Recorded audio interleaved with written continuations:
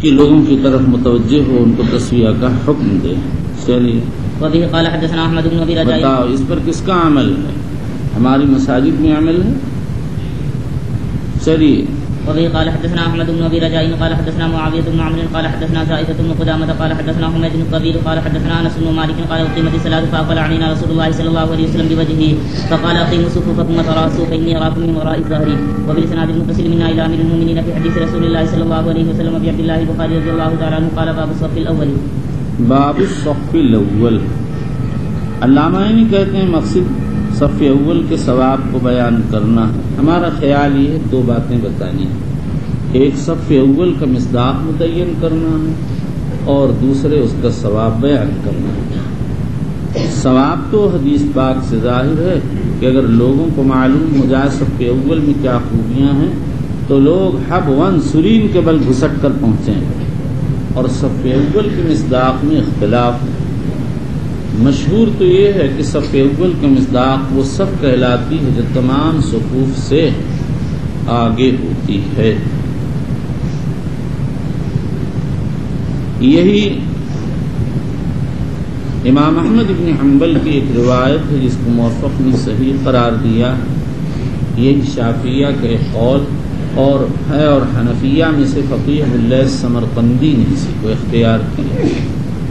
Number 2 شافعیہ کا دوسرا قول یہ ہے کہ صف اول کا مصداق وہ صف ہے جس کو مقصورہ یا منبر قاطع نہ ہو. اس کا مطلب یہ ہے کہ بعض جگہ منبر بہت اونچا بنایا جاتا ہے، اونچائی کی وجہ سے اس کا طول زیادہ ہو جاتا ہے اور وہ صف اول کے بیچ میں حائل ہو جاتا ہے.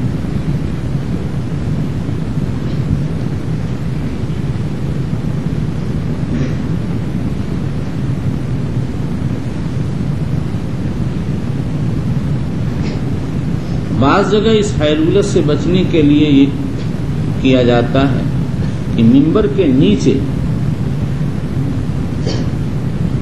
ایسی دروازہ کھول دیتے ہیں جہاں لوگ کھڑے ہو، جیسے جونپور کی جامع مسجد کا حال. اب تو بند کر دیا کسی وجہ سے، شاید کوئی اس میں گھس کے کچھ گڑبڑ نہیں کرتے، ورنہ دروازہ کھلا ہوا تھا، لوگ اس کے نیچے صفیں لگتی تھیں، اس کے نیچے سے گزرتے ہوئے لوگ چلے جاتے.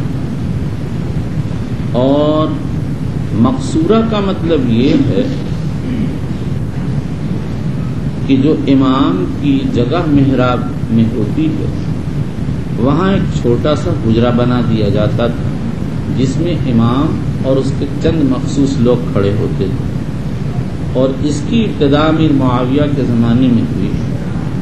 ہوا یہ کہ جب خلافت اسلامیہ پھیل گئی تو ریشہ دمانیوں کا سلسلہ شروع ہوا اور ائمہ کے خلاف بغاوت کا ذہن تیار کیا جانے لگا، جس کے نتیجے میں سیدنا عمر پر حملہ ہوا، حضرت علی پر حملہ ہوا، اتفاقاً معاویہ پر بھی حملے کا نظام بنا ہوا تھا، لیکن اس دن وہ بیمار تھے یا کیا بات تھی، کسی اور کو اپنی جگہ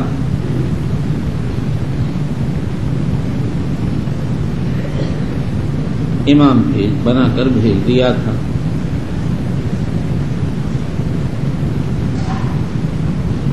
تو حملہ سے معاویہ بچ گئے.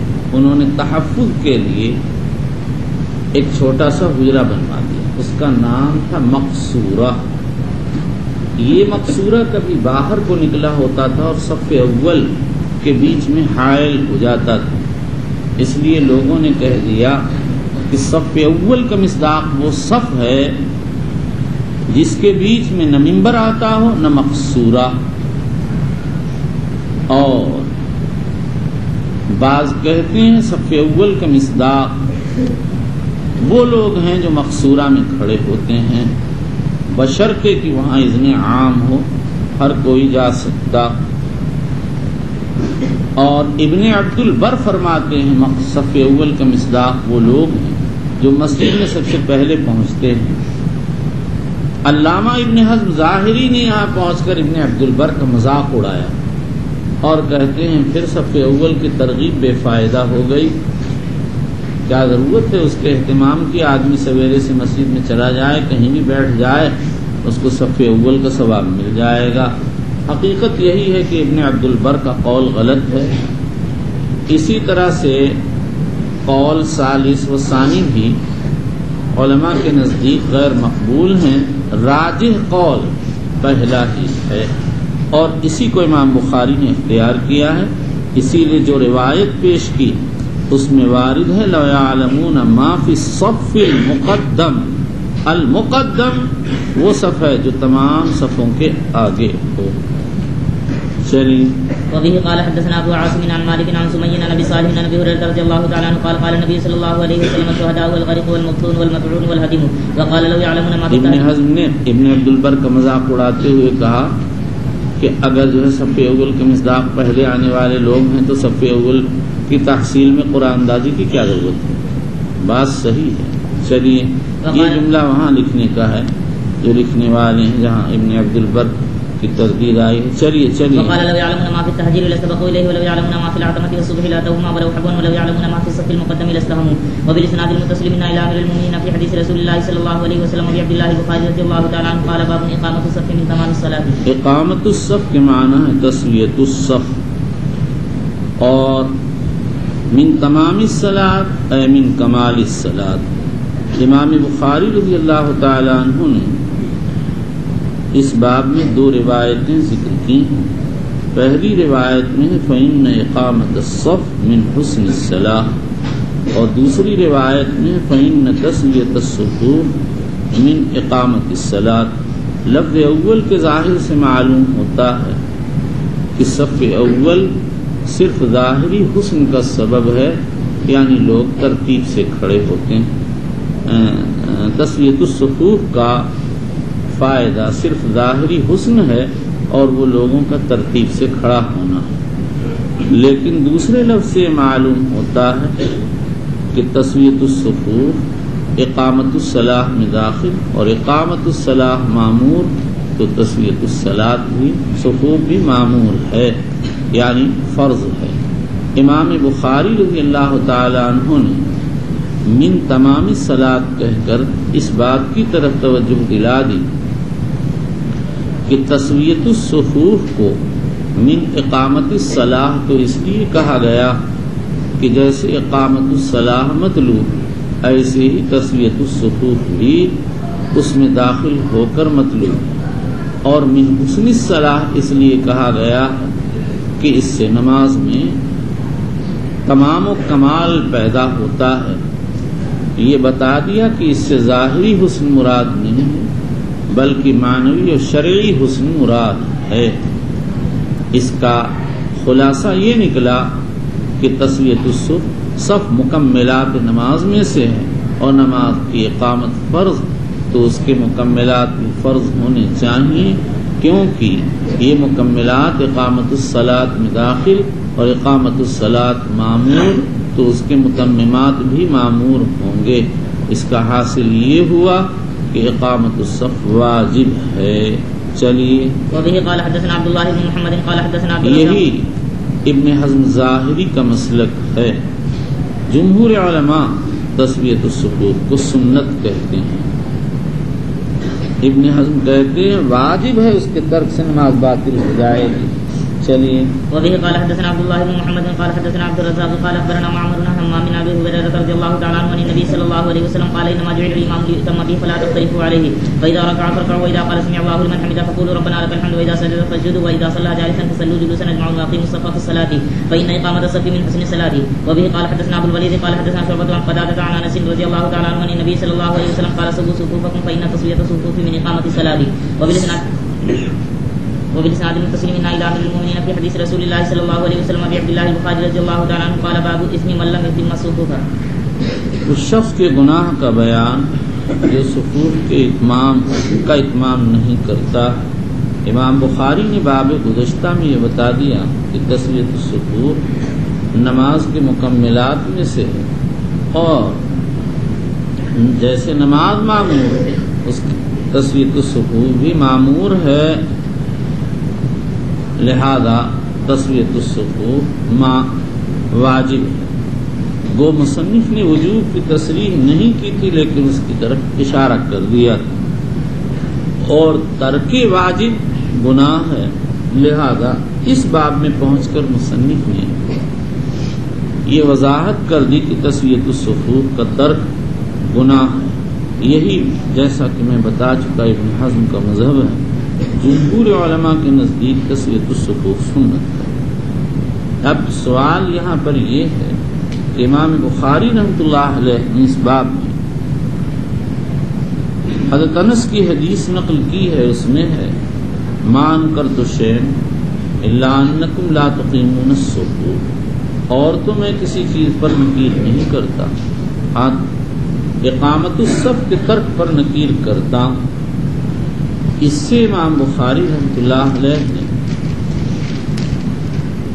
تسویۃ الصفوف کے وجوب کو اخذ کیا.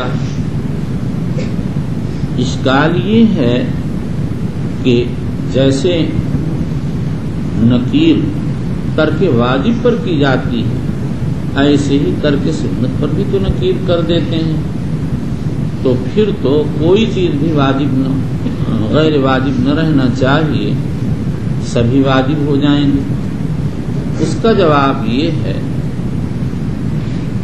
کہ اصل تو نکیر ترک واجب پر ہوتی ہے، اور جو لوگ ترک سنت پر نکیر کرتے ہیں وہ اپنے طور پر کرتے ہیں، اس کی کوئی واضح دلیل نہیں ہے. چلیے. وبه قال حدثنا معاذ بن اسد قال اخبرنا الفضل بن موسى قال اخبرنا سعيد بن عبيد الطائي عن بشير بن يسار الانصاري عن انس بن مالك رضي الله تعالى عنه قدم المدينه فقيل له ما انكرت منا منذ يوم حتى رسول الله صلى الله عليه وسلم قال ما انكرت شيئا الا انكم لا تقيمون الصفوف. یہاں پر اشکال یہ ہے کہ اس حدیث میں انس کہہ رہے ہیں ما انکرت شيئا الا انكم لا تقيمون الصفوف، اور مواقیت میں آ چکا حضرت انس رضی اللہ تعالی عنہ نے ارشاد فرمایا تھا لا اعرف شيئا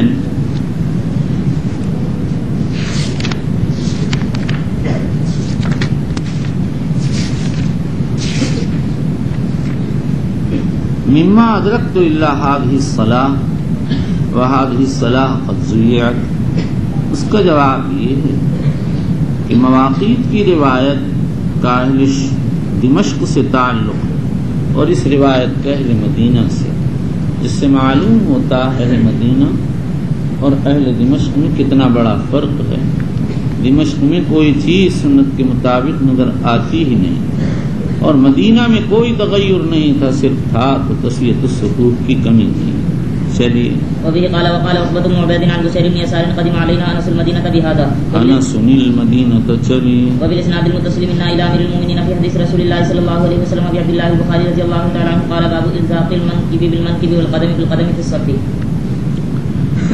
امام بخاری نے جب یہ بتا دیا کہ تسویۃ الصفوف معمور ہے، متممات صلاۃ میں سے ہے، اور تسویۃ الصفوف نہ کرنا گناہ ہے، تو اب اس ترجمۃ الباب سے تسویۃ الصفوف کا طریقہ بیان کر رہے ہیں. فرماتے ہیں کہ تسویۃ الصفوف کا طریقہ یہ ہے کہ لوگ مناکب کو مناکب سے اور قدم کو قدم سے ملا لیں.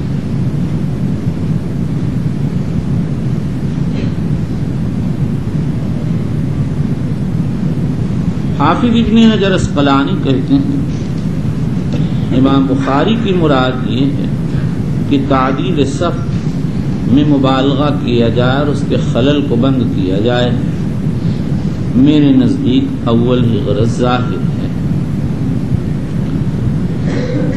اور اس کے بعد پھر میں نے دیکھا حافظ ابن حجر رجب حنبلی رحمۃ اللہ علیہ نے اس کی طرف اشارہ فرمایا ہے.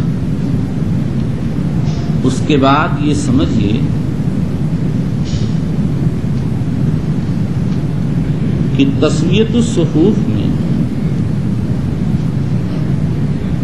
امام بخاری نے دو چیزوں کے الزاق کو ملحوظ رکھا.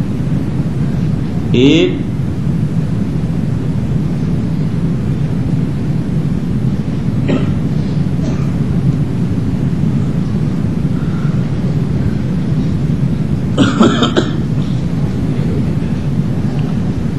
مناقب کا مناقب سے ملانا، دوسرے قدم کا قدم سے ملانا.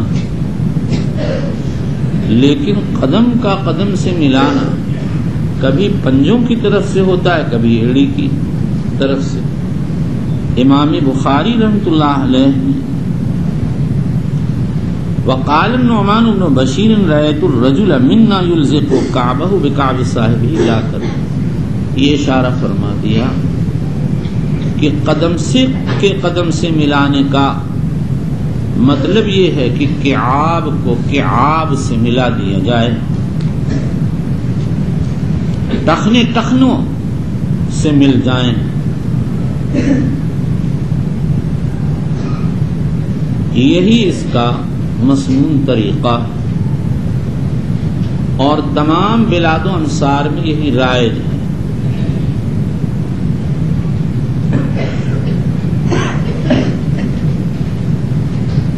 حنفیہ متاخرین نے نہ معلوم کہاں سے نکال لیا کہ ہر آدمی کے کھڑے ہونے کے وقت اس کے قدمین کے بیچ میں ہاتھ کی 4 انگلیوں کے بقدر فاصلہ ہونا چاہیے. ابو نصر دبوسی کوئی فقیہ گزرے ہیں، ان کا یہ معمول تھا اور کہتے ہیں اس سے خشوع زیادہ پیدا ہوتا ہے. جب اس پر اشکال ہوا کہ حدیث پاک میں تو الزاق الکعاب بالکعاب کا ذکر ہے، صاحب فتاوی سمرقندیہ نے اس کا جواب یہ دیا کہ اس سے مراد محاذات.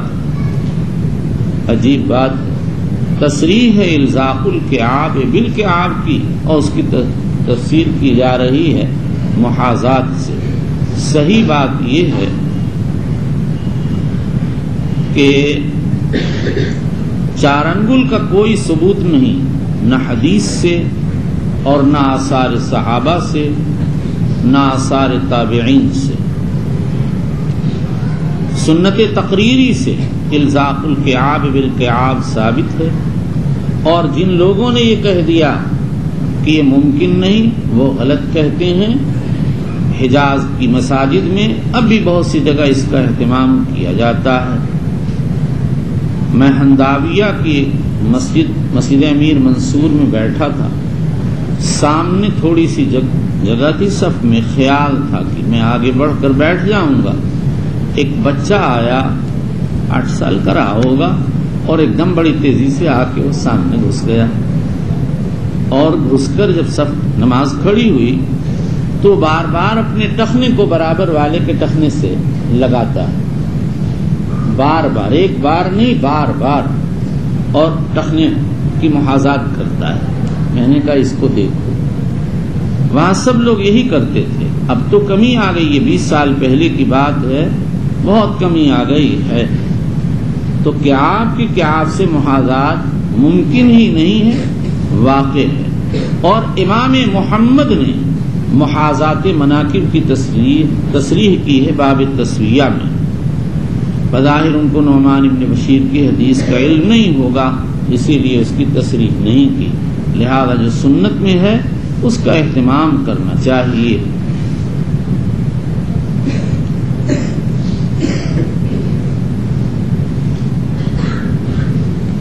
نعمان کی یہ حدیث جو مصنف نے تعلیقاً پیش کی، ابو داؤد ابن خزیمہ نے تصریح کی. چلیے.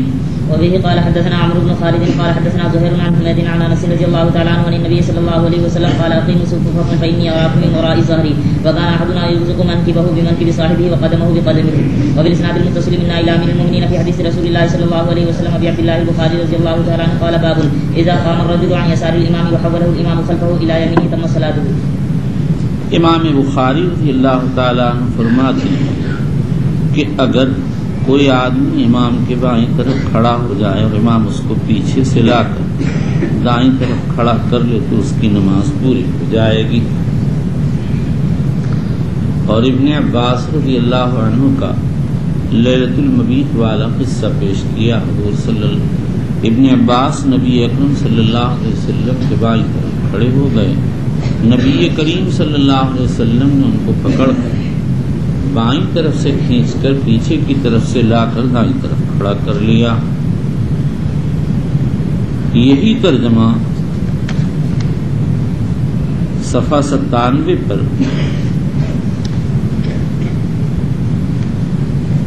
آ چکا. فرق یہ ہے کہ امام بخاری رضی اللہ تعالی عنہ نے یہاں خلفہ کا اضافہ کیا ہے. گزشتہ ترجمے میں یہ اضافہ نہیں، اور یہاں فرمایا تمت صلاتہ، اور گزشتہ ترجمے میں فرمایا لم تفسد صلاتہ، اور عام نسخوں میں ہے لم تفسد صلاتہما. حافظ ابن حجر اسقلانی کہتے ہیں کسی شارحین میں سے کسی نے اس اعادہ کی حکمت نہیں بیان کی. حافظ ابن حجر اسقلانی فرماتے ہیں کہ دونوں ترجموں کی غرض الگ ہے جو دونوں کے جواب سے ظاہر ہے. پہلی جگہ فرمایا لم تفسد صلاتہما، اس لیے کہ وہاں پر مقتدی سے تو یہ امام سے عمل پایا گیا جر اور کھینچنے کا، اور مقتدی سے عمل پایا گیا کھینچ کر اپنی جگہ سے چل کر بائیں طرف سے دائیں طرف آنے کا. امام بخاری رضی اللہ تعالی عنہ نے یہ بتا دیا کہ یہ جو عمل دونوں سے واقع ہوا ہے اس سے ان کی نماز فاسد نہ ہوگی، اس لیے کہ عمل خفیف ہے اور اس کا مصلحت صلاۃ سے تعلق ہے. اور یہاں پر فرمایا تمت صلاتہ، اور مطلب یہ ہے کہ مقتدی نے جو اپنا موقف چھوڑ دیا، اس موقف کے چھوڑنے کی وجہ سے اس کی نماز پر کوئی اثر نہیں پڑے گا.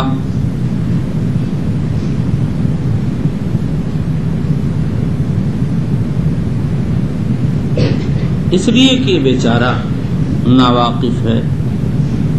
اور یہ بھی ہو سکتا ہے کہ تمت صلاتہ میں ضمیر امام کی طرف لوٹائی جائے، اور اس کی توجیہ یہ ہے کہ امام بھی تو صف کے مقام میں ہے، اور اس کا مقتدی کو بائیں طرف سے دائیں طرف لانا،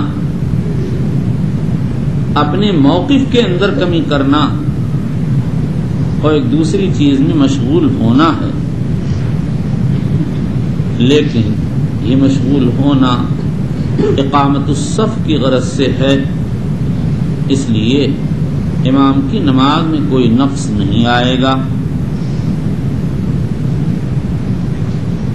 حاصل یہ ہے کہ امام حافظ کے نزدیک پہلے ترجمے کا مقصد تو یہ ہے کہ جو عمل امام و مقتدی سے پایا گیا خفیف ہے اور مصلحت صلاۃ سے تعلق رکھتا ہے، اس کی وجہ سے نماز فاسد نہ ہوگی. اور یہاں پر یہ فرمایا ہے کہ مقتدی واحد نے جو اپنا موقف چھوڑ دیا ناواقفیت کی وجہ سے، اس سے اس کی نماز پر اثر نہ ہوگا، نماز پوری ہو جائے گی. یا امام نے جو مقتدی کو کھینچنے میں عمل کیا اور اپنے صف کے مقام کو چھوڑا ہے، اس میں کمی کی ہے، وہ نماز پر مؤثر نہ ہوگی، کیونکہ جو کچھ ہوا ہے وہ تسویۃ الصفوف کی وجہ سے ہوا.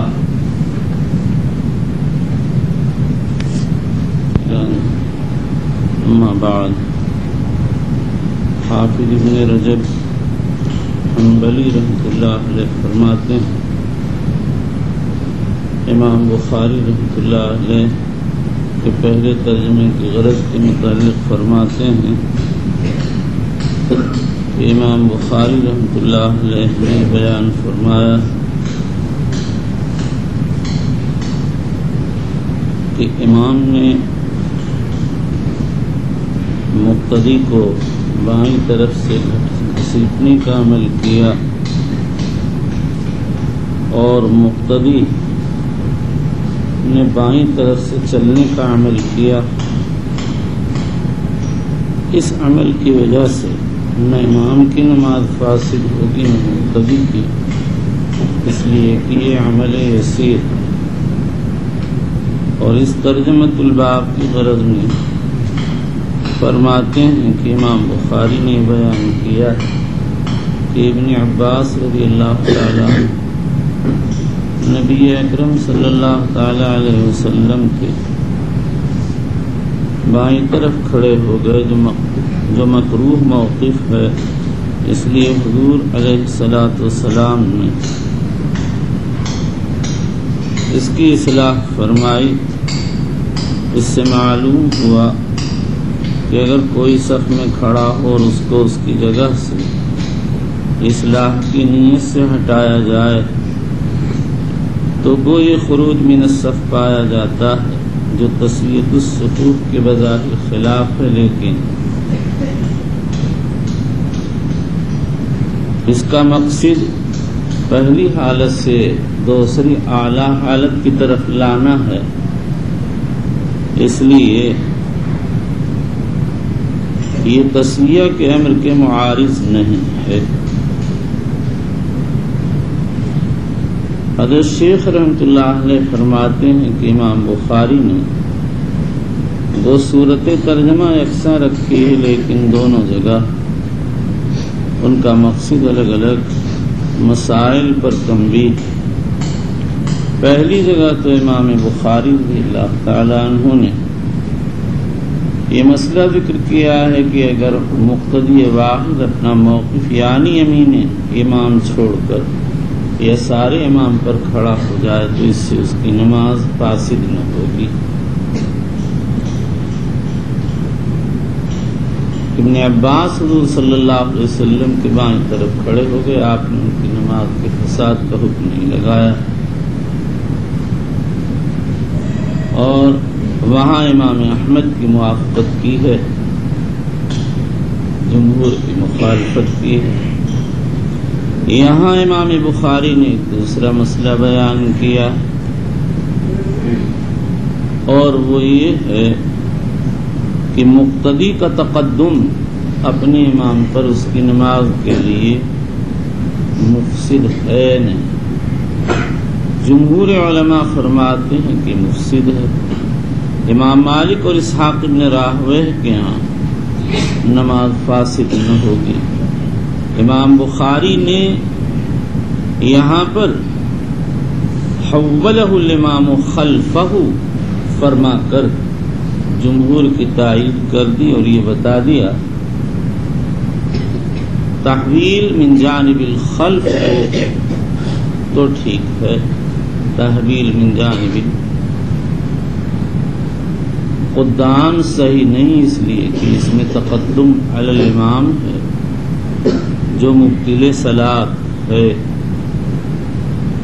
ہمارا خیال یہ ہے کہ امام بخاری رضی اللہ تعالیٰ عنہ نے ان دونوں تراجم سے اپنی اپنی جگہ الگ الگ مسائل بیان کیے ہیں۔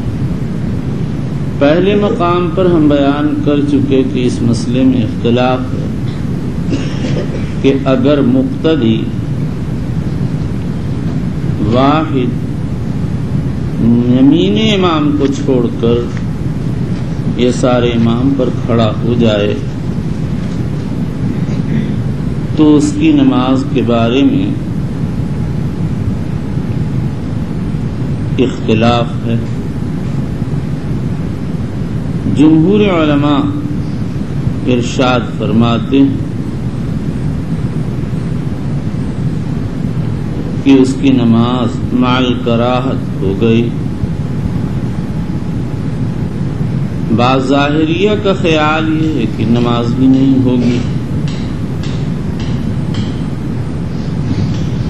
اور امام احمد ابن حنبل رحمۃ اللہ علیہ فرماتے ہیں کہ اگر فوراً امام نے اس کو گھسیٹ کر اس کا موقف صحیح کر دیا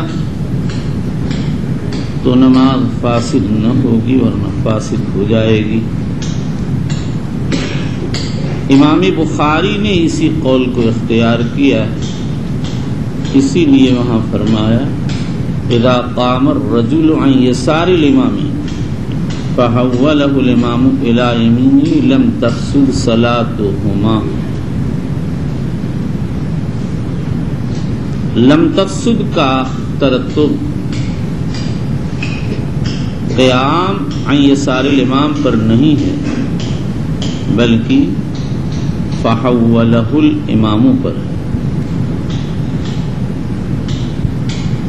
اگر مقتدی یسار امام پر کھڑا ہو اور امام اس کو دائیں طرف کر دے تو نماز فاسد نہ ہوگی. امام بخاری رضی اللہ تعالی عنہ نے مطلقاً یمین پر یسار پر کھڑے ہونے والے کی نماز کے بارے میں یہ نہیں فرمایا ہے کہ لم تفسد صلاۃ، بلکہ ایسے شخص کے بارے میں فرمایا ہے جو بائیں طرف کھڑا ہوا اور امام نے اس کو گھما کر دائیں طرف کر لیا.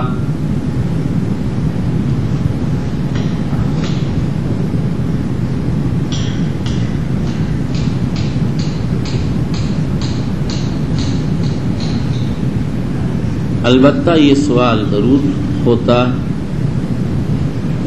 کہ اگر یہی بتانا تھا تو لم تفسد صلاتہما کیوں کہا؟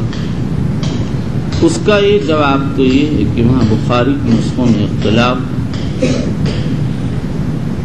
ابو محمد رسیلی کے نسخے میں لم تفسد صلاتہ ہے اور عام نسخوں میں لم تفسد صلاتہما ہے. بظاہر اصیلی کا نسخہ راجح ہے کیونکہ وہی مسئلے کے مطابق.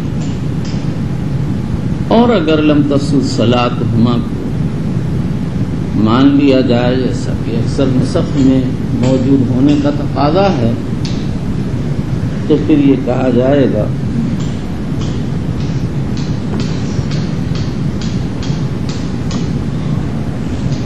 کہ یہاں پر دو چیزیں پائی گئیں، ایک مقتدی کا اپنے موقف کو چھوڑنا اور دوسرا امام کا عمل جر کرنا. امام بخاری نے بتا دیا کہ مقتدی کا اپنے موقف کو چھوڑنا فساد کا باعث نہیں اگر فوراً اصلاح کر دی جائے، اور امام کی طرف سے اگر سے عمل جر کھینچنے کا عمل پایا گیا لیکن اس کا مقصد اصلاح صلاۃ مقتدی ہے، اس لیے اس عمل سے اس کی نماز پر اثر نہ پڑے. اور یہاں پر امام بخاری رضی اللہ تعالی عنہ نے ایک اور مسئلہ بیان کیا، اور وہ مسئلہ یہ ہے کہ اگر کوئی شخص صف کے پیچھے اکیلا کھڑا ہو جائے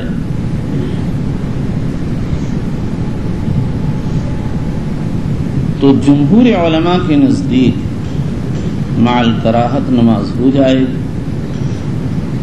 امام احمد ابن حنبل رحمۃ اللہ علیہ کے نزدیک باطل ہے.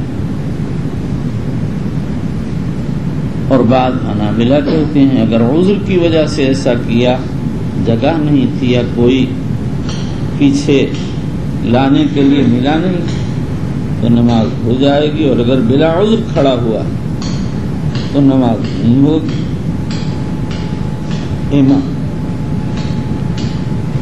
امام بخاری رضی اللہ تعالیٰ عنہ اس مسئلے میں امام احمد کے ہم خیال، ان کے نزدیک صلاۃ منفرد خلف الصف کی اجازت نہیں ہے۔ ابو بکر رضی اللہ عنہ جب حضور صلی اللہ علیہ وسلم کے پیچھے آ کر اکیلے کھڑے ہو گئے تھے تو حضور صلی اللہ تعالی علیہ وسلم نے پوچھا تھا ایکم رکع خلف الصف، ابو بکر نے اپنی جواب دیا کہ میں تھا، آپ نے فرمایا لا تعود۔ امام بخاری رضی اللہ عنہ کہتے ہیں جب حضور نے منع کر دیا تو کسی کو عود کی اجازت، اس کے خلاف امام شافعی اور اس کے بعد امام بیہقی نے، امام نسائی نے صلاۃ المنفرد خلف الصف کے جواز پر دلیل پیش کی۔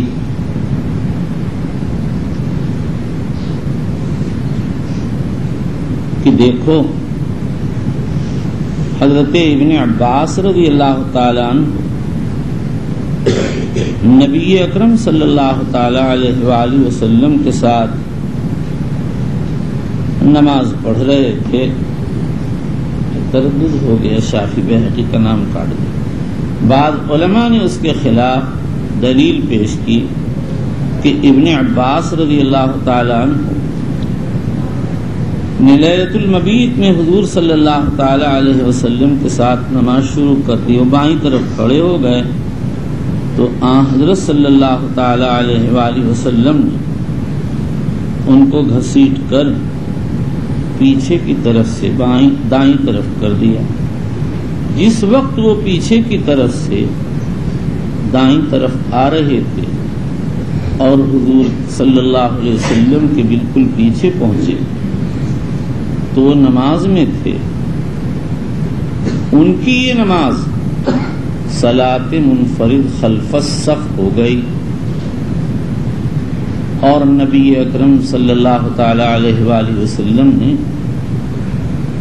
اس کی کوئی پرواہ نہیں کی۔ اس سے معلوم ہو گیا کہ صلاۃ منفرد خلف الصف صحیح ہے۔ حضرت امام بخاری رضی اللہ تعالی عنہ نے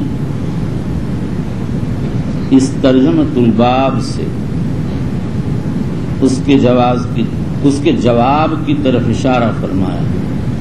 حاصل جواب یہ ہے کہ ابن عباس اس وقت حضور کے پیچھے پہنچے ہیں تو وہ وہاں کھڑے نہیں ہوئے ہیں، بلکہ ان کو حضور اکرم صلی اللہ تعالی علیہ وسلم بائیں طرف سے گھسیٹ کر دائیں طرف موقف کی اصلاح کے لیے لا رہے تھے، اس لیے ان کی یہ صلاۃ منفرد خلف الصف نہیں، اس لیے ان کی نماز پوری ہو گئی۔ اور اس طرح کسی اور کے ساتھ کیا جائے تو اس کی نماز بھی پوری ہوگی، اور یہ صلاۃ منفرد خلف الصف نہیں ہے جس کے متعلق فرمایا گیا لا تعود، یا وابسہ کی روایت میں وارد ہے امرہ ان یعید، حضور صلی اللہ علیہ وسلم نے اعادہ صلاۃ کا حکم دیا، رواہ ابو داؤد و ترمذی، یا فرمایا لا صلاۃ لمنفرد خلف الصف، رواہ ابن ماجہ، واللہ سبحانہ وتعالی اعلم۔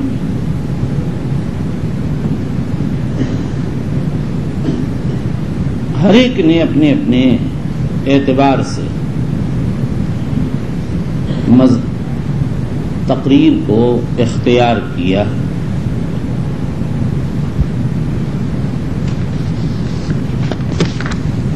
حافظ ابن حجر اسقلانی کے کلام میں تعارض ہے،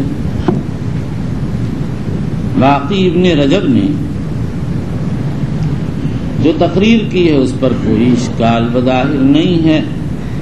امام بخاری نے پہلے مقام پر یہ بیان کیا تھا، ایک مقتدی دائیں طرف کھڑا ہوگا، اسی کے ساتھ یہ بیان کر دیا اگر بائیں طرف کھڑا ہو اور اس کے موقف کی اصلاح کر دی جائے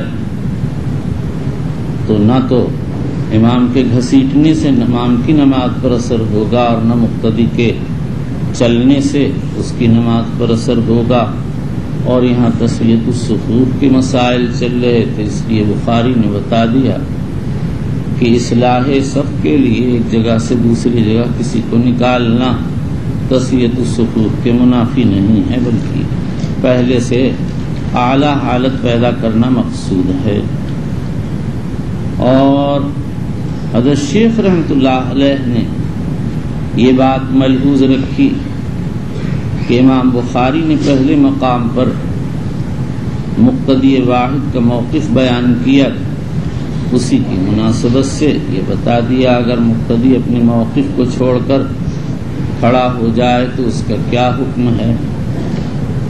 بات بالکل یہی ہے، لیکن حضرت علیہ الرحمہ نے وہاں جو مذہب نقل کیا اور امام احمد کی طرف منسوب کیا وہ صرف شہرت پر مبنی ہے، صحیح وہ مسلک ہے جو ہم نے نقل کیا۔ علامہ موفق ابن قدامہ حنبلی وغیرہ نے اس کی تصریح فرمائی ہے، یعنی مقتدی واحد اگر اپنا موقف چھوڑ دیتا ہے اور اس کی اصلاح امام اس کی اصلاح کر دے تو نماز صحیح ہوگی۔ علی الاطلاق امام احمد نے مقتدی واحد کے موقف کے چھوڑ دینے پر اس کی نماز کی صحت کا حکم نہیں لگایا ہے۔ اور یہاں پہنچ کر حضرت شیخ رحمۃ اللہ علیہ نے یہ دیکھا کہ تسویۃ الصفوف کے مسائل چل رہے ہیں تو صف کا ایک مسئلہ ان کے ذہن میں آ گیا کہ تقدم علی الصف مبطل صلاۃ، اور ہمارے ذہن میں یہ بات آئی کہ امام بخاری تسویۃ الصفوف کا مسئلہ ذکر کر رہے ہیں، اسی کے ساتھ خلف الصفوف کی طرف قیام خلف الصفوف کی طرف بھی اشارہ کرتے چل رہے ہیں، اس لیے کہ یہ مسئلہ بھی صفوف ہی سے تعلق رکھتا ہے۔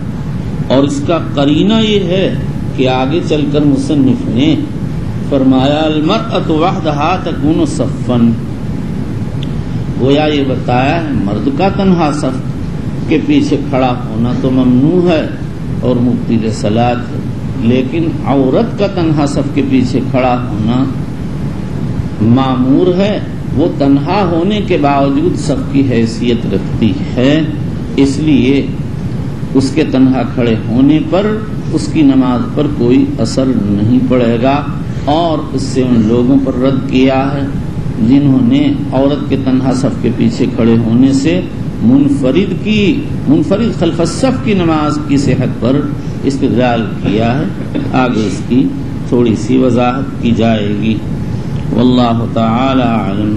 چلیے بسم اللہ الرحمن الرحیم، وبالاسناد المتصل منا الى امیر المؤمنین فی حدیث رسول اللہ صلی اللہ علیہ وسلم ابی عبد اللہ البخاری رضی اللہ تعالی عنہ قال حدثنا قتیبہ بن سعید قال حدثنا داؤد عن عمرو بن دینار عن قریب مولى ابن عباس رضی اللہ عنہ عن ابن عباس مولى ابن عباس عن ابن عباس رضی اللہ عنہ قال صلیت مع النبی صلی اللہ علیہ وسلم ذات لیلۃ فقمت عن يساره فاخذ رسول الله صلی اللہ علیہ وسلم برأسی من ورائي فجعلني عن يمينه فصلى ورقد فجاءه المؤذن فقام يصلي ولم يتوضأ۔ وبالاسناد المتصل منا الى امیر المؤمنین فی حدیث رسول اللہ صلی اللہ علیہ وسلم ابی عبد اللہ البخاری رضی اللہ تعالی عنہ قال باب المرأة وحدها تكون صفا، المرأة وحدها تكون صفا، عورت تنہا صف کے مقام میں ہوتی ہے۔ علامہ ابن رشید کہتے ہیں اقرب یہ ہے کہ امام بخاری کا مقصد یہ بتانا ہے کہ عورت کا تنہا صف کے پیچھے کھڑا ہونا حدیث لا صلاۃ لمنفرد خلف الصف سے مستثنا ہے، یعنی نہ تو تنہا عورت یمین امام پر کھڑی ہوگی جیسے مرد کھڑا ہوتا اور نہ ہی اس کے لیے خلف الصف کھڑے ہونے میں کوئی حرج ہے، بلکہ وہ امام کے پیچھے کھڑی ہوگی۔ امام طحاوی ابن خزیمہ ابن عبد البر وغیرہ نے اس پر اجماع نقل کیا، امام ترمذی نے یہی اہل علم سے نقل کیا۔ میں کہتا ہوں چونکہ امام بخاری کے نزدیک صلاۃ منفرد خلف الصف کے باب میں امام احمد کا مذہب راجح تھا، یعنی منفرد خلف الصف کی نماز صحیح نہ ہوگی، جہاں اور دلیلیں پیش کی، ایک دلیل یہ پیش کی کہ ام سلیم صف کے پیچھے تنہا کھڑی ہوئی تھیں اور حضور اکرم صلی اللہ علیہ وسلم نے اس کی تقریر کی، اس سے معلوم ہوا صلاۃ منفرد خلف الصف صحیح ہے۔ امام بخاری نے اس کی تردید کر دی کہ ام سلیم تنہا ہونے کے باوجود صف کا مقام رکھتی تھیں، وہ منفرد تھیں ہی نہیں۔ امام احمد ابن خزیمہ، طحاوی، ابن حزم نے ان لوگوں پر رد کیا ہے جنہوں نے حدیث باب سے صلاۃ منفرد خلف الصف کے عدم فساد پر دلیل پیش کی ہے اور کہتے ہیں یہ استدلال صحیح نہیں۔ ابن خزیمہ رحمۃ اللہ علیہ نے اس کی وجہ یہ بیان فرمائی کہ صلاۃ منفرد خلف الصف ہر شخص کے نزدیک ممنوع ہے، خواہ وہ صحت صلاۃ کا قائل ہو یا فساد صلاۃ کا، اور اگر عورت تنہا ہو تو اس کا خلف الصف تنہا کھڑا ہونا معمور بہ ہے، لہذا معمور بہ پر منہی عنہ کو قیاس نہیں کیا جا سکتا ہے۔ چلیے وبه قال حدثنا عبد الله بن محمد قال حدثنا سفيان عن اسحاق عن انس بن مالك رضي الله تعالى عنه قال صليت انا ويتيم في بيتنا خلف النبي صلى الله عليه وسلم وامي خلفنا ام سليم وبالاسناد المتصل منا الى امير المؤمنين في حديث رسول الله صلى الله عليه وسلم ابي عبد الله البخاري رضي الله تعالى عنه قال باب ميمنة المسجد والامام، باب میمنۃ المسجد والامام، مسجد و امام کے میمنہ کا بیان۔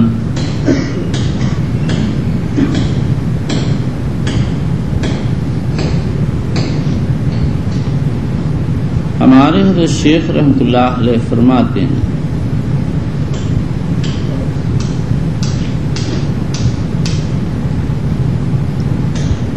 کہ بظاہر میمنۃ الامام اور میمنۃ المسجد میں تنافی و تعارض معلوم ہوتا، اس لیے امام بخاری نے اس کو دور کیا۔ تنافی و تعارض اس لیے معلوم ہوتا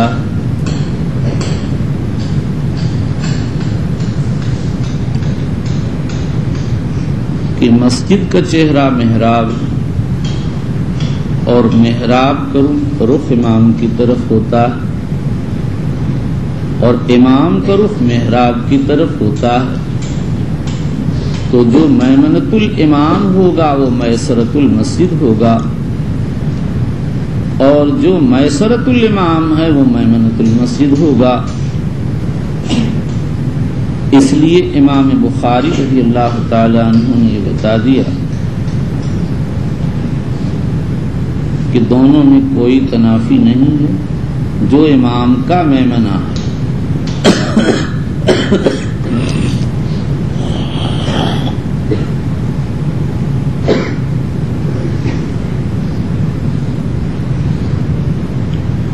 وہی مسجد کا میمنہ، اور جو امام کا میسرہ وہی مسجد کا میسرہ، اس لیے کہ دونوں کا رخ کعبہ کی طرف۔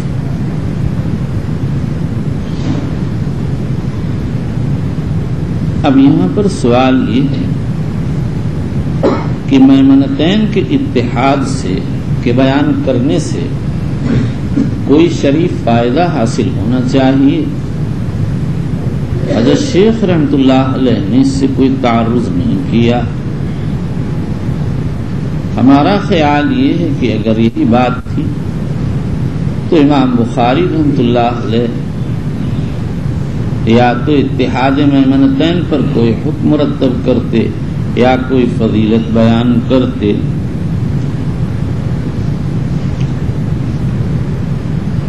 علامہ عینی رحمۃ اللہ علیہ فرماتے ہیں کہ امام بخاری یہ بتانا چاہتے ہیں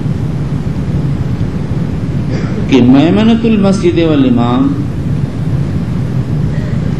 مقتدی واحد کا مقام ہے. اس پر یہ اشکال ہے کہ امام بخاری رضی اللہ تعالی عنہ نے اس مقصد کے لیے صفحہ 97 پر ایک مستقل ترجمہ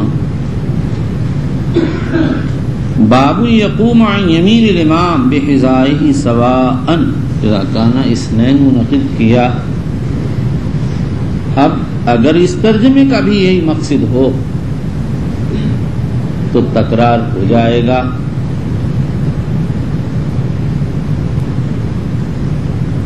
اس اشکال کے ظہور کے باوجود بعض دیگر شراح ابن رجب وغیرہ نے بھی برسبیل احتمال یہ بات ذکر کی ہے.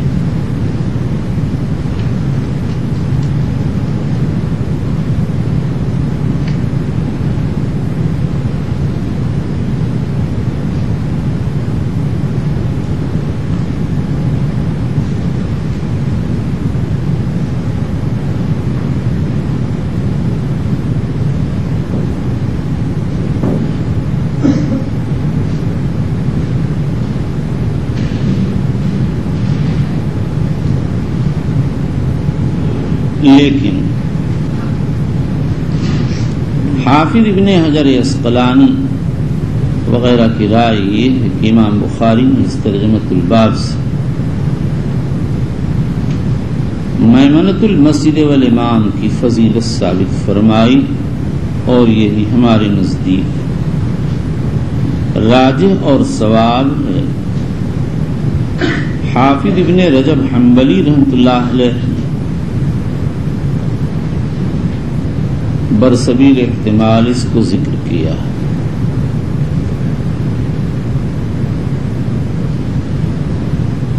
امام بخاری نے اس کی دلیل میں ابن عباس کی حدیث لیلۃ المبیت والی پیش کی ہے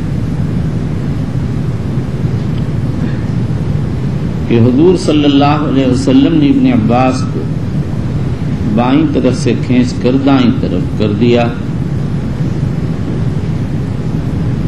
اگر میمنہ و میسرہ برابر ہوتے تو حضور صلی اللہ علیہ وسلم کو بائیں طرف سے گھسیٹ کر دائیں طرف لانے کی کیا ضرورت تھی. حافظ ابن حجر عسقلانی کہتے ہیں کہ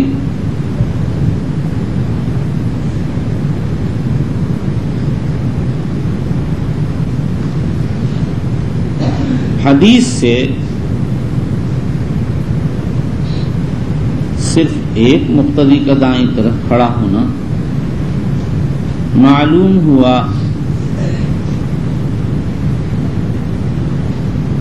اور اگر مقتدی زیادہ ہوں تو اس سے میمنۃ المسجد کی فضیلت کیسے نکلے گی.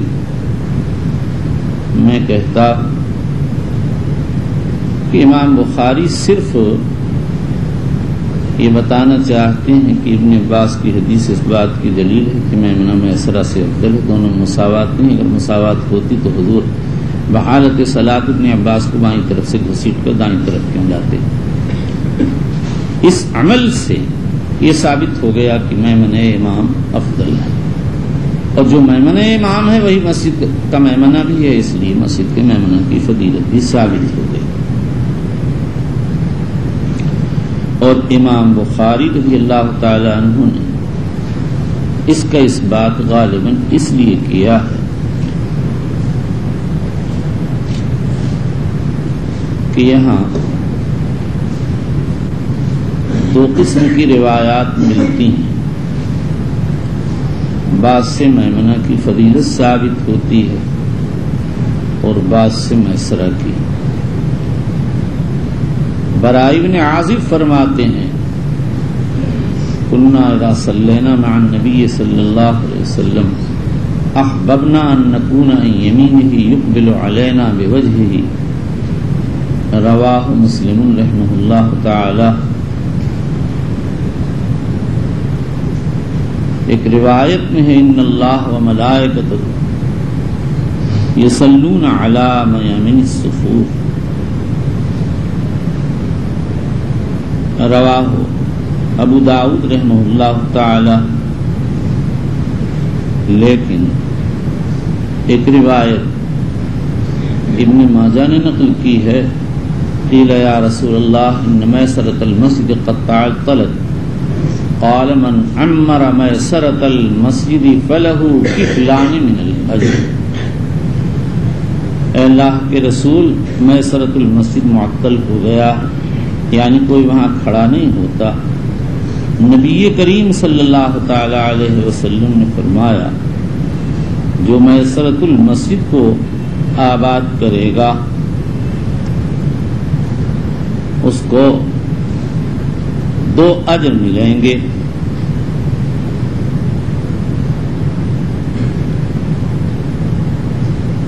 امام بخاری رضی اللہ عنہ نے اپنی روایت سے میمنۃ المسجد کی فضیلت ثابت کر دی، اور جن روایات سے میسرہ کی فضیلت ثابت ہوتی ہے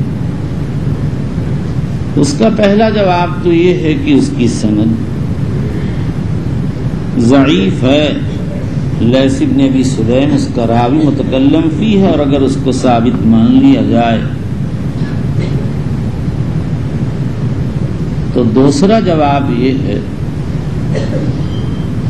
کہ حضور اکرم صلی اللہ تعالی علیہ وسلم کا یہ فرمان وقتی تھا، میسرۃ المسجد کے تعطل کے وقت تھا، اور جب علت مرتفع ہو گئی تو حکم بھی مرتفع ہو گیا۔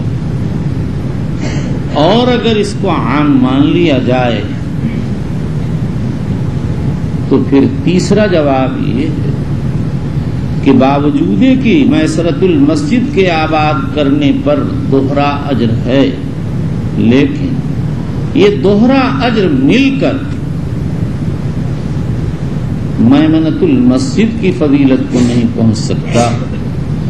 اس کے بارے میں تو وارد ہے ان اللہ و ملائکتہ یصلون علی میامن الصفوف، میامن الصفوف پر اللہ اور اس کے ملائکہ تبریک کرتے ہیں، تو اللہ برکت نازل کرتے ہیں، فرشتے دعا کرتے ہیں۔ فرشتوں کی تنہائی صلاۃ کافی تھی، سجائے کہ اللہ تعالیٰ خود اپنی طرف سے صلاۃ نازل فرماتے ہیں۔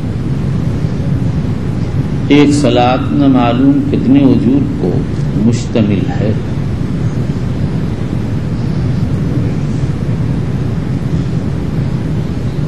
سلف کا معمول اس میں مختلف تھا۔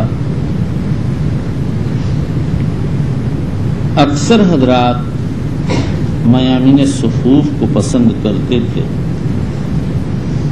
ابن عمر نخعی وغیرہ سے ہی منقول ہے، لیکن انس ابن مالک، حسن بصری، ابن سیرین میسرۃ المسجد میں نماز ادا فرمایا کرتے تھے، مگر اس کا منشا اور ان حضرات کے مکانات بائیں طرف، مسجد کے بائیں طرف تھے، اس لیے یہ لوگ جب مسجد میں آتے تو بائیں حصے میں بیٹھ جاتے تھے۔ ہم نے حضرت شیخ رحمۃ اللہ علیہ کو دیکھا ہمیشہ دفتر کی مسجد میں نماز ادا فرماتے، اور حضرت کا مکان مسجد کے بائیں طرف تھا، اس لیے جب داخل ہوتے تو یہ سارے مسجد ہی میں ہمیشہ بیٹھا کرتے تھے۔ بہت ممکن ہے کہ امام بخاری رحمۃ اللہ علیہ اس ترجمۃ الباب سے سلف کے اس معمول کی طرف اشارہ کیا اور توجہ دلائی ہو کہ آدمی کو میامن مسجد کا اہتمام کرنا چاہیے۔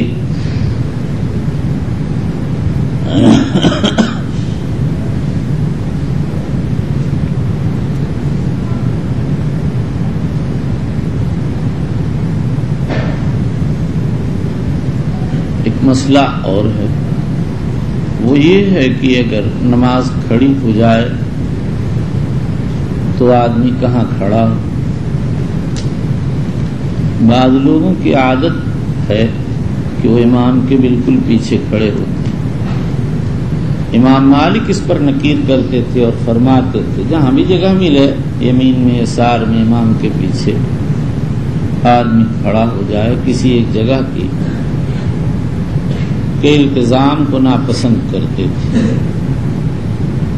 چلیے وبه قال حدثنا موسى قال حدثنا ثابت بن يزيد قال حدثنا عاصم عن الشعبي عن ابن عباس رضي الله عنهما قال كنت ليلة نصلي عن يسار النبي صلى الله عليه وسلم فأخذ بيدي أو بعضدي حتى أقامني عن يمينه وقال عضد بازو یہ حصہ چلیے حتى أقامني عن يمينه وقال بيده من ورائه. وبالإسناد المتصل منا إلى أمير المؤمنين في حديث رسول الله صلى الله عليه وسلم أبي عبد الله البخاري رضي الله تعالى عنه قال باب إذا كان بين الإمام وبين القوم حائط وسترة.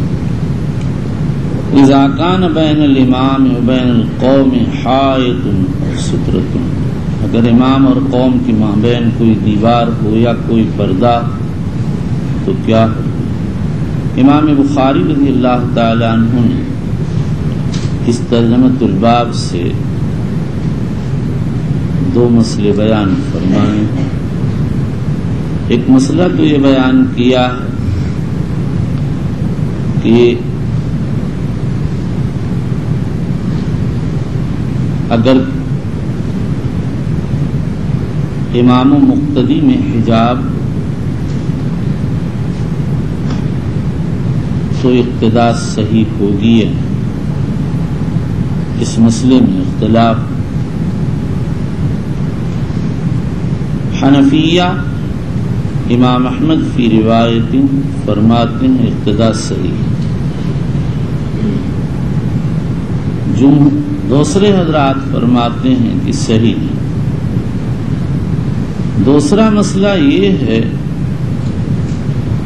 کہ امام و مقتدی کا مکان الگ الگ، امام اور جگہ پر کھڑا ہو، مقتدی اور جگہ پر، مثلا دونوں کے بیچ میں راستہ حائل یا نہر حائل،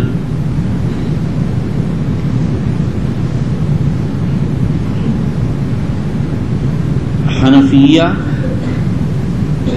اور اکثر حنابلہ تو فرماتے ہیں یہ مانع اقتداء ہے۔ مالکیہ شافعیہ اور بعض حنابلہ فرماتے ہیں اختلاف مکان مانع اقتداء نہیں۔ امام بخاری رضی اللہ تعالی عنہ کی رائے یہ ہے نہ ستر و حاجب مانے اقتداء اور نہ اختلاف مکان۔ امام کے حالات کا اگر صحیح علم ہوتا رہے تو آدمی کہیں سے بھی اقتداء کر سکتا ہے۔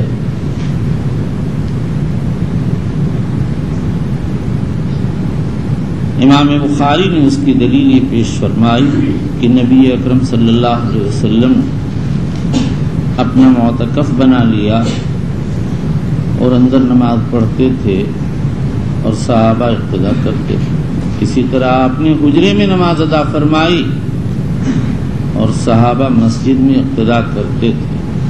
معلوم ہوا نہ پردہ حائل ہے اقتداء سے اور نہ اختلاف مکان۔ وبه قال وقال الحسن لا بأس أن تصلي وبينك وبينه نهر وقال ابو مجلد اگر تمہارے اور قوم کے درمیان نہر ہو تو کوئی مضائقہ نہیں ہے۔ ویسے تو یہ اختلافی مسئلے زیادہ چھیڑے نہ جائیں، لیکن جب کوئی آدمی کسی مشکل میں پھنس جائے تو اپنا سہل مسئلے پہ عمل کر لے۔ جیسے تم لوگ کہیں بیمار ہو، اب کسی حجرے میں پڑے ہو، جمعہ کے لیے جانا ہے، کوئی تمہارے پاس نہیں ہے، تم خود جا نہیں سکتے ہو اور امام کی آواز آ رہی ہے، تو اختلاف مکان کے باوجود جمہور کے مسلک کو سامنے رکھتے ہوئے وہیں سے جمعہ پڑھ لو، کافی ہو جائے گا۔ یہ مسائل مجتہد فیہا ہیں، یہاں کوئی قطعی دلیل نہیں ہے۔ اگر انسان کے دل میں علم کی رمق ہو تو اس کی سمجھ میں بات آ جاتی ہے. اور اگر آپ لوگ خود درجہ اجتہاد پر فائز ہیں پھر تو کیا کہنا، پھر تو امام ابو حنیفہ کو بھی چراغ دکھا دیجیے گا کہ ارے آپ کیا آ گئے، ہم تو خود ہی اس منصب پر آ چکے ہیں. چلیے پھر کون ہے اجتہاد پر فائز؟ یہ ہے بہاری، غلط سلط پڑھنے والا. چلیے بچوں یہ صحیح میں کہتا ہوں، ایک مرتبہ سب پھنسے ہوئے تھے کہیں، مولوی فتوی دے رہے تھے. ایک مولوی صاحب میرے پاس بھی آئے، انہوں نے کہا سب رو رہے ہیں، انڈیا کے لوگ ہیں. میں نے ان کے کان میں آہستہ سے ایک بات کہہ دی کہ جاؤ اس پہ عمل کر لو. پھر بعض لوگوں نے مجھ سے حجت کی. میں نے کہا بھائی نبی تو کہہ رہے ہیں لا حرج، آپ کہہ رہے ہیں فیہ حرج، اب میں کس کی مانوں؟ کچھ اللہ نے میرے منہ سے اتنے زور سے کہلوایا کہ بس سب چپ ہو گئے. میں نے کہا بھائی ہم تو نبی کو جانتے ہیں لا حرج، کہ آپ خود کیا کرتے ہیں؟ بچوں میں محتاط ہوں، مجھے شکی آدمی ہوں، میں مہما امکان بچنا چاہتا ہوں کہ کوئی گڑبڑ نہ کروں، لیکن جہاں پریشان ہوتا ہوں کرتا ہوں. وہم ہے پیشاب کے قطرے کا، بس کہہ دیتا ہوں چلو ہونے دو کچھ، اب کیا کروں؟ بعض دن میں بالکل بدن ٹھنڈا ہو جاتا ہے، بخار ہو جاتا ہے، قطرے کی وجہ سے بیٹھا ہوا ہوں، سردی لگ رہی، چھوڑ دیتا ہوں. کبھی دانت سے خون آنے لگتا ہے، کہہ دیتا ہوں چل میں امام مالک کے مذہب پہ عمل کر رہا ہوں. اگر یہ سب نہ کروں تو کچھ بھی نہیں کر سکتا ہوں. تم لوگ ایسے کہہ دیا کرو چل انا مجتہد مطلق اعمل برائی، کہ کس کو کہہ دیں؟ ارے ابلیس کو، اور کس کو کہو گے؟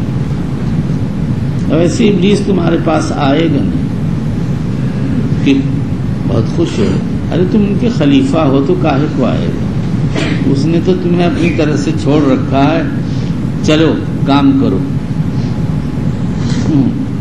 ایک بڑے خلیفہ اس کے ایک ہیں خوش ہو رہے ہیں، دیکھیے گول ٹوپا نیا ٹاپو. جب ہم گئے سمرقند تو بچوں مجھے وہاں بھی شک ہوا، اور سخت سردی، پیشاب کے لیے نکلا، ایک دم وہم ہو گیا. میں نے کہا اب کیا کروں؟ میں تو لنگی پاک کی، چادر پاک کی، اللہ جزا دے محمد گاردی کو. اس نے دیکھا چادر دھو رہے ہیں، گرم چادر، آیا نکل کے بیچارہ، شاگرد اس کا نام ہے. سخت برف پڑ رہی تھی، ایک دم آ گیا، اور اس نے میرے ساتھ، میں دھو لیا تھا ویسے، اس کو نے چھڑوایا، لے گیا. پھر وہ کپڑے وپڑے میں نے بدلے، کیا کیے، سجیب ہوں. ایک لڑکا آیا کہنے لگا ایک نیا ٹاپو دریافت ہوا ہے. مجھ سے کہنے لگا میں وہمی بہت. اس نے کہا یہ جو حجرہ بند سا ہے اس کے اندر آگ جلتی ہے، اس میں غسل خانہ ہے، پخانہ ہے. بس ہم نے کیا کیا بھائی، ہم نے تو اسی کو اپنا بنا لیا. بس وہیں جا کے استنجا بھی کرنا، وہیں بدن بھی پاک کرنا، وہیں آگ سے سینکنا بھی، اور وہیں وضو بھی کرنا، سب کام وہیں اندر ہوتا تھا. 2-3 غسل خانے الگ بنے ہوئے تھے. بظاہر انہوں نے سردی اور تہجد کے وقت کے لیے بنا رکھے تھے. بچوں میں تو شک کیا، آدمی بہت پریشان ہوتا ہے. ویسے میرا شک صحیح ہوا کرتا ہے. یہ گجراتی بہت چکری ہوتا ہے. ایک جگہ ہم وہیں سمرقند میں تھے، میں نے کہا بچوں کھانا خرید لو. کہنے لگے ہم تو ان کے یہاں ہیں، کھانا وہ کھلائیں گے. میں نے کہا میری بھی مانو، میں بڈھا ہوں. بہت اصرار کیا میں نے، تو بچوں نے روٹی خرید لی. میں کہا دیکھو یہ روٹی ہے، یہاں سے خرید لو، اسی میں فائدہ معلوم ہو رہا ہے. سب نے روٹی خرید لی.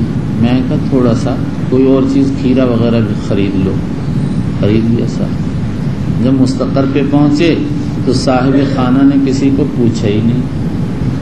میں نے کہا اپنی روٹی لاؤ، اپنا کھیرا لاؤ، کھا لو، اللہ کا نام لے کے چپ رہو. بس پھر وہ جو آیا اب سب ملا کمپنی روٹی کھا کے اور کھیرا دانت سے دباتے تھے، کھا رہے ہیں، تو محمد میرے کان میں کہہ رہا، اس نے تو پوچھا ہی نہیں، میں نے کہا میں کیا ویسے ہی کہہ رہا ہوں، مجھ کو یقین اندر سے دل میرا کہتا تھا کہ یہ لوگ بار سمجھ رہے ہیں، اور مجھ کو پریشانی ہوتی تھی کہ آپ کو پتہ کیسے چلتا ہے؟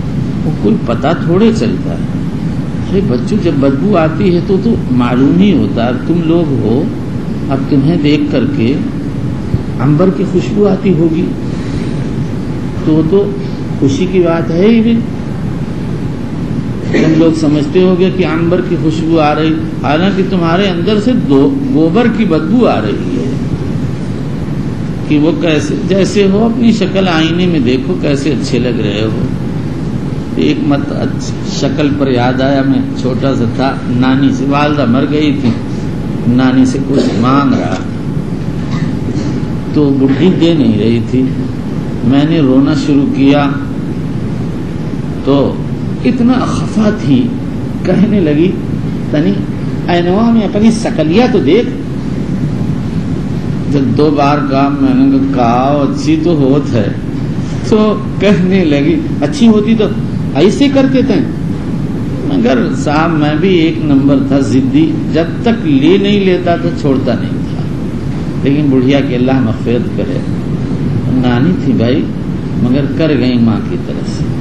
جب میں نے حج کیا دادا کی طرف سے تو بڑھیا کو خواب میں دیکھا کچھ بول رہی ہے، ایک دم میری آنکھ کھلی، مجھے سمجھ میں آیا کہہ رہی ہے کہ پالا میں نے تھا اور تو نے میرے لیے حج نہیں کیا۔ تو بچے اتنی کی تو گنجائش تھی نہیں، میں نے اپنے دوست تھے ان سے کہا بھائی تمہارا بیٹا مدینے سے آنے والا ہے، اس کو کہہ دو میری نانی کی طرف سے احرام باندھ کے آئے، میں خرچہ یہاں دے دوں گا، اس کا جو مینا کا خرچہ پڑے گا۔ خیر احرام باندھ کے آیا، میں نے اس کو خرچہ دیا، کرا دیا بڈھی کی طرف سے، جس کا میرے پر بڑا احسان تھا اس سب کی طرف سے حج کر دیا میں نے، کہ کون کون، بڑے سے مراد میرے پیر، میرے استاد، میرے دادا، بس معاذیہ صاحب کی طرف سے اللہ نے کروا دیا، حضرت کی طرف سے، حضرت ناظم صاحب کی طرف سے، مولانا کی طرف سے بہت فکر تھی معاذیہ الحق صاحب کی طرف سے، اللہ نے انتظام بھی کرا دیا ہے۔ بچوں ہم نے کیا کیا، اگر وہ نہ ہوتے تو تم ہمیں پوچھتے، وہی ہمت دلاتے تھے، پڑھنا مت چھوڑنا، کھیتی کے کام میں نہ گھسنا، یہ نہ کرنا، وہ نہ کرنا، یہ کرنا، وہ کرنا، ہر وقت کہتے ہی رہتے تھے۔ کیا ہم نے ان کا احسان کے اوپر احسان کیا، سکھاتے رہتے۔ اور میں کیا تمہیں کہتا ہوں، دیکھنا وہ کنواں ہے، مت جانا، اور اگر جاؤ تو دیکھنا، اندر اتر کے دیکھنا کیا ہے، اور پھر اوپر نہ دیکھنا، یعنی ڈوب کے مر جانا، یہ مطلب۔ ابھی ایک صاحب آئے، مہاراشٹر میں کنواں کھودا گیا، پانی سوکھ گیا، ایک اترا واپس نہیں آیا، دوسرا اترا اندر گہرائی کو بنانے کے لیے، 4 بھائی تھے، چاروں مر گئے۔ پھر ڈاکٹر نے گیس کا کیا چیز چھوڑی تو جا کے بجھ گئی، تو اس نے کہا اندر آکسیجن نہیں ہے، اس لیے اندر جاتے ہی مر گئے۔ کاش تم لوگ گئے ہوتے تو اچھا بھی ہوتا، کچھ فائدہ، کہ کیا فائدہ، کنواں پٹ جاتا، برابر ہو جاتی زمین سے، اور کیا فائدہ، چرپائی بچھانے کی جگہ ہو جاتی۔ کہ آپ ہمارے بارے میں یہی چاہتے ہیں، میں تو چاہتے ہیں تم مرو۔ اگر تم اپنے ماں باپ سے کہہ دو، تمہارے ماں باپ کیا کہیں گے، ارے ان کے کوئی لڑکا ہے، وہ کیا جانے اولاد کی محبت کیسی ہوتی ہے، دوسرے کے لڑکوں کو مرنے کو کہہ رہے ہیں۔ ایسے ہی کہتے ہیں لوگ، کہیں میرے کہنے سے تم مر جاؤ گے، چاہتا تو یہی ہوں کہ مر جاؤ، تو بالکل دل سے چاہتا ہوں، دعا بھی یہی کرتا ہوں کہ آپ کی دعا قبول کیوں نہیں ہوتی، کیا پتہ ہوتی ہو بھائی، کیوں ایسی برائی چاہتا ہوں، بھلائی چاہتا ہوں، کم وقت مراد یہ کہ سب ایمان پہ مر جائیں، بھی میں کسی کی برائی چاہتا ہوں، ویسے اتنا ضرور چاہتا ہوں، بہت لڑکوں کو نہیں پسند کرتا، ہر سال 8-10 مریں تو اچھا ہے، میں زیادہ لڑکے نہیں پسند کرتا۔ ہاں بالکل، اپنے کو تو چاہتا ہوں کچھ دن اور جی لوں، کیوں؟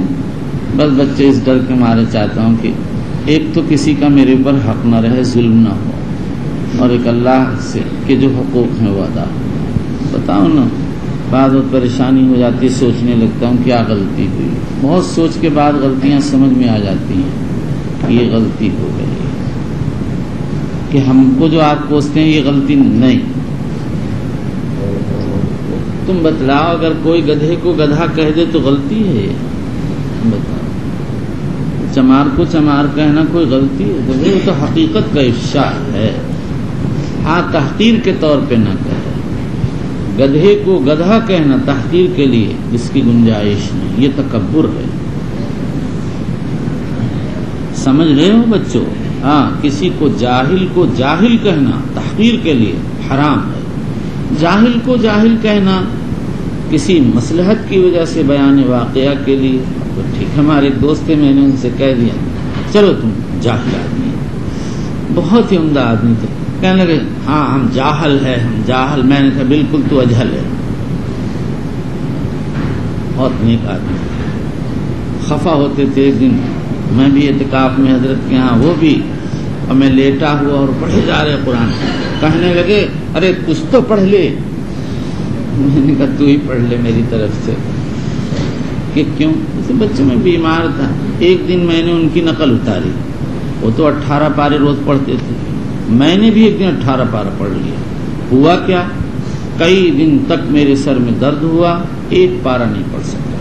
میں نے کہا بھائی، کوا چلا ہنس کی چال اپنی بھی بھول گیا، میں اتنے کہاں کر سکتا، میں تو وہی جو 4-5 پارے پڑھتا ہوں بس وہی کافی ہے، تھوڑا سا پڑھ لیتا ہوں۔ تم بتاؤ بیلنس برابر ہو گیا کہ نہیں؟ ایک دن 18 پارے پڑھے اور غالباً 2 دن تک مکمل کچھ نہیں پڑھے، نتیجہ کہاں پہنچا؟ وہیں جا پہنچا۔ اس لیے میں کسی کی نقل نہیں ہوتا، میں تو بھائی مریل ٹٹو ہوں، 2 رکعت بیٹھ کے نفل پڑھ لیتا ہوں، سوچتا ہوں بس اگر اللہ راضی ہوئے تو اس 2 سجدے پہ راضی ہو جائیں گے۔ ہاں البتہ تم سے کہتا ہوں بچوں، اہتمام کرو، اسی زمانے کی قدر کرو، جب بوڑھے ہو جاؤ گے تو تم سے نہ اٹھا جائے گا نہ چلا جائے گا، پھر حسرت ہوگی کاش ہم نے بھی جوانی میں پڑھا ہوتا۔ مجھ سے پوچھو کتنی حسرت ہوتی ہے۔ اندر جاتا ہوں، وضو کا سامان سب کچھ ہے، مگر مارے ڈر کے وضو نہیں کرتا، ہوا لگ جائے گی، ٹھنڈ لگ جائے گی، یہ ہو جائے گا۔ 4 رکعت تہجد کی ضرور پڑھو، ابھی سے عادت ڈالو، مر جانے کے بعد یہ چیزیں کام آتی ہیں، ورنہ آدمی حسرت کرتا، حسرت۔ حضرت پیران پیر نے ایک جنازہ پڑھایا، فرمایا اس کی روح میرے پاؤں سے لپٹ رہی ہے، میں اس کو منع کرتا تھا، مانتا نہیں۔ چلیے یہ حضرات اہل کشف ان کو معلوم ہے کہ کیا کیفیت تھی۔ اللہ اکبر۔ وبه قال وقال ابن مجلد يأتم بالإمام وإن كان بينهما طريق أو جدار إذا سمع تكبير الإمام۔ دیکھیے یہ ہے اصل بنیاد، فرماتے امام کی تکبیر مسموع ہونا چاہیے، بس کافی ہے۔ چلیے۔ وبه قال حدثنا محمد بن سلام قال عبدة عن يحيى بن سعيد الأنصاري عن امرأة عائشة رضي الله عنها قالت كان رسول الله صلى الله عليه وسلم يصلي من الليل في حجرته وجدار الحجرة قصير فرأى الناس وجدار الحجرة قصير۔ ظاہر حدیث سے معلوم ہوتا ہے حجرہ سے مراد حجرہ شریف محمدیہ ہے۔ جدار الحجرت قصیر، حجرہ کی دیوار چھوٹی تھی، بس ایسا سمجھو 6-7 ہاتھ تھی، اور صحن کا میدان 10 ہاتھ تھا۔ بخاری شریف الادب المفرد کی بعض روایات میں اس کی وضاحت آئی۔ چلیے۔ فرأى الناس شخص النبي صلی اللہ علیہ وسلم، لوگوں نے حضور صلی اللہ علیہ وسلم کے جسم اطہر کو دیکھ لیا۔ کبھی ہوتا ہے بعض لمبا آدمی ہوتا ہے، کبھی دیکھ لیتا ہے، کبھی کوئی اچک کر دیکھ لیتا ہے، دیکھ لیا کہ آپ کھڑے نماز پڑھ رہے ہیں، چلیے. فقام اناس يصلون بصلاته فاصبحوا فتحدثوا بذلك فقام الليله الثانيه فقام معه اناس يصلون بصلاته صنعوا ذلك ليلتين او ثلاثا حتى اذا كان بعد ذلك جلس رسول الله صلى الله عليه وسلم فلم يخرج فلما اصبح ذكر ذلك الناس فقال اني خشيت ان تكتب عليكم صلاه الليل انی خشیت ان تکتب علیکم صلاۃ اللیل، مجھے یہ خوف ہو گیا کہ کہیں تم پر صلاۃ اللیل نہ فرض ہو جائے. یہاں سوال یہ ہے کہ جب اللہ نے لیلۃ المعراج میں فرمایا تھا ہن خمس وہن خمسون لا يبدل القول لدی، تو پھر حضور صلی اللہ علیہ وسلم کو یہ خطرہ کیسے لاحق ہو گیا کہ صلاۃ اللیل فرض نہ ہوگا؟ اس کا جواب یہ ہے کہ فرض کرنے کی دو صورتیں ہیں. ایک صورت تو یہ ہے کہ اللہ اپنی طرف سے فرض کر دیں، دوسری صورت یہ ہے کہ بندے کے کسی عمل کی وجہ سے فرض کر دیں. لا يبدل القول لدیہ کا تعلق پہلی صورت سے ہے، یعنی یہ نہیں ہو سکتا کہ اب اس کے بعد اللہ اپنی طرف سے کوئی نئی نماز فرض کر دے. اور خشیت کا تعلق دوسری صورت سے ہے، ہو سکتا ہے ایک نماز فرض نہ ہو لیکن التزام کی وجہ سے فرض ہو جائے. وَرَهْبَانِيَّةً ابْتَدَعُوهَا مَا كَتَبْنَاهَا عَلَيْهِمْ إِلَّا ابْتِغَاءَ رِضْوَانِ اللَّهِ فَمَا رَعَوْهَا حَقَّ رِعَایَتِهَا. رہبانیت فرض نہیں تھی لیکن انہوں نے التزام کیا تو ان پر فرض کر دی گئی تھی. نمبر 2، ہو سکتا ہے کہ حضور صلی اللہ علیہ وسلم کی تخفیف کی شفاعت کی وجہ سے تخفیف کر دی گئی، لیکن جب امت ہی شفاعت سے فائدہ نہ اٹھائے، تخفیف سے فائدہ نہ اٹھائے، تو کیا عجب ہے کہ دوبارہ ان پر فرض ہو جائے.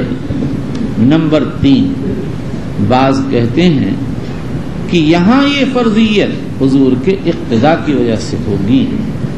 اللہ تعالی نے اپنے رسول کی اطاعت کا امر کیا ہے، امر تھا مخیر فی، امت نے کیا اہتمام، اس اہتمام کی وجہ سے اتباع رسول صلی اللہ تعالی علیہ وسلم وہ چیز فرض ہو جائے.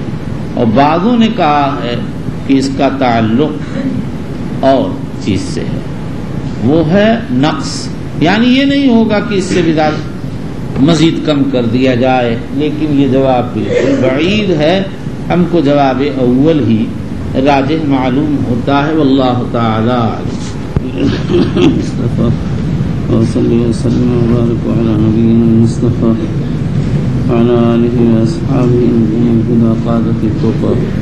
اللهم اغفر لنا وارحمنا ومشايخنا وعلمنا ما جهلنا ووفقنا لما تحب وترضى من القول والعمل وجنبنا الفواحش والمعاصي والخطايا والزلل. اللهم اغفرنا واغفرنا واصلح لنا شأننا كله. لا إله إلا أنت. أما بعد، وبالإسناد المتصل منا إلى أمير المؤمنين في حديث رسول الله صلى الله عليه وسلم أبي عبد الله محمد بن إسماعيل البخاري رضي الله عنه وأرضاه وأجزل ثوابه ووفاه وحشرنا في زمرته ونفعنا بعلومه. أما بعد، قال باب صلاة اللیل. اسی طرح یہ ترجمہ مستملی کے نسخے میں یہاں پر واقع ہوا اور بظاہر بے ربط سا معلوم ہوتا ہے، اس لیے کہ صلاۃ اللیل کے تراجم تو ابواب التہجد میں آ رہے ہیں، پھر یہاں ابواب الصفوف میں اس کے لانے کی کیا ضرورت ہے. حافظ ابن حجر اسقلانی کہتے ہیں بظاہر حدیث باب گزشتہ کی حدیث میں لفظ صلاۃ اللیل مکرر واقع ہو گیا تھا. کسی شخص نے دوسرے کو ترجمہ سمجھ کر باب کا لفظ بڑھا دیا. علامہ ابن رشید رحمۃ اللہ علیہ فرماتے ہیں کہ امام بخاری رضی اللہ تعالیٰ عنہ یہ بتانا چاہتے ہیں کہ رات کی تاریکی میں ابتدا کرنا ایسا ہی ہے جیسے کوئی پردے کے پیچھے سے ابتدا کر لے. یعنی امام بخاری نے یہ بتا دیا کہ حائل و ساتر کے پیچھے سے اقتدا جائز، تو اس کی مناسبت سے امام بخاری یہ بیان کرتے ہیں کہ رات کی تاریکی میں اقتدا جائز ہے۔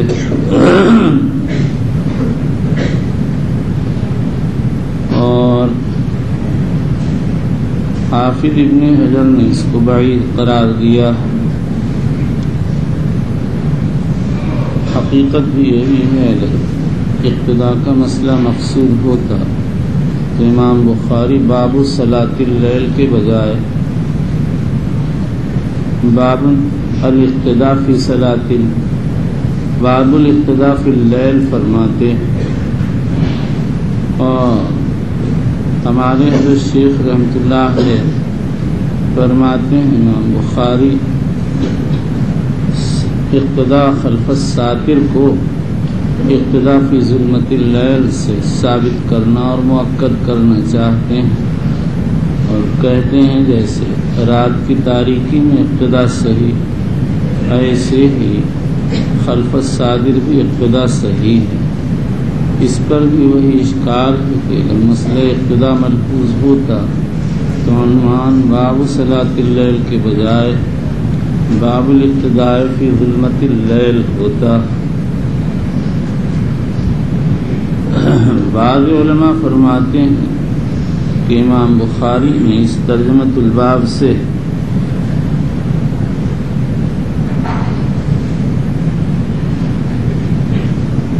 تہجد میں جماعت کو بیان فرمایا، اور ابواب تہجد کا مسئلہ جہاں آ رہا ہے وہاں اس کی مشروعیت، اس کے کیفیت، اس کے رکعات کی تعداد وغیرہ بیان فرمائی ہے۔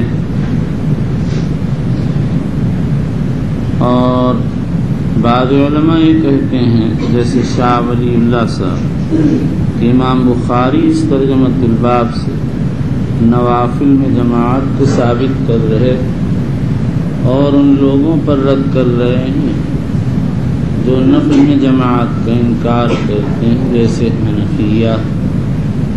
اس پر اشکال یہ ہے کہ ابواب نوافل میں امام بخاری نے ایک مستقل ترجمہ باب النوافل جماعتاً منعقد فرمایا ہے۔ اگر یہی مقصد یہاں پر بھی ہو تو تکرار ہو جائے گا۔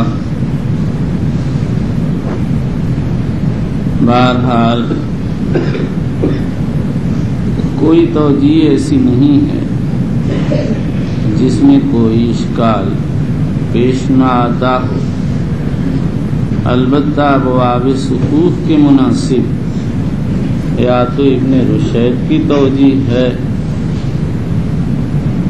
اور یا حضرت شیخ کی توجیہ ہے، اور یا پھر صلاۃ اللیل جماعت کا اس بات ہے، والغیب عند اللہ۔ چلیے بسم الله الرحمن الرحيم وبالاسناد المتصل منا الى امير المؤمنين في حديث رسول الله صلى الله عليه وسلم ابي عبد الله البخاري رضي الله تعالى عنه قال حدثنا ابراهيم بن المنذر قال حدثنا ابن ابي هديج قال حدثنا ابن ابي زيد عن المقبوري عن ابي سلمة بن عبد الرحمن عن عائشة رضي الله عنها ان النبي صلى الله عليه وسلم كان له حصير يبسطه بالنهار يحتجره بالليل فذهب اليه ناس فصفوا وراءه وبه قال حدثنا يحتجره رات کو حجرہ بنا لیتے تھے، یعنی اسی کو لٹکا کر پردہ کر لیتے۔ چلیے وبه قال حدثنا عبد الاعلى صحابہ الیہ رجال حضور ناس حضور صلی اللہ تعالی علیہ وآلہ وسلم کے پاس جمع ہو گئے، آ گئے۔ چلیے وبه قال حدثنا عبد الاعلى بن محمد قال حدثنا وهب قال حدثنا موسى بن عقبة عن سالم بن النضر عن بسر بن سعيد عن زيد بن ثابت رضي الله تعالى عنه ان رسول الله صلى الله عليه وسلم اتخذ حجرة قال حسبت انه قال من حسير في رمضان فصلى فيها ليالي فصلى بصلاته ناس من اصحابه فلما علم بهم جعل يقعد فخرج اليهم قال وقد عرفت الذي رايت من صنيعكم فصلوا ايها الناس في بيوتكم فان افضل الصلاه صلاه المرء في بيته الا المكتوبه وان افضل الصلاه صلاه المرء في بيته الا المكتوبه۔ فریضہ کو چھوڑ کر باقی تمام نمازوں کا گھر میں ادا کرنا سب سے افضل ہے، یہی جمہور علماء کا مسلک ہے۔ مالک ثوری سے منقول ہے کہ یہ حکم صلوات لیلیہ کا ہے، نوافل نہاریہ کا مسجد میں ادا کرنا افضل ہے. چلیے. وقال عفان حدثنا وهيب قال حدثنا موسى قال سمعت ابا النضر عن بصر عن زيد عن النبي صلى الله عليه وسلم قال وقال عفان. چلیے. وبالاسناد المتصل منا الى امير المؤمنين في حديث رسول الله صلى الله عليه وسلم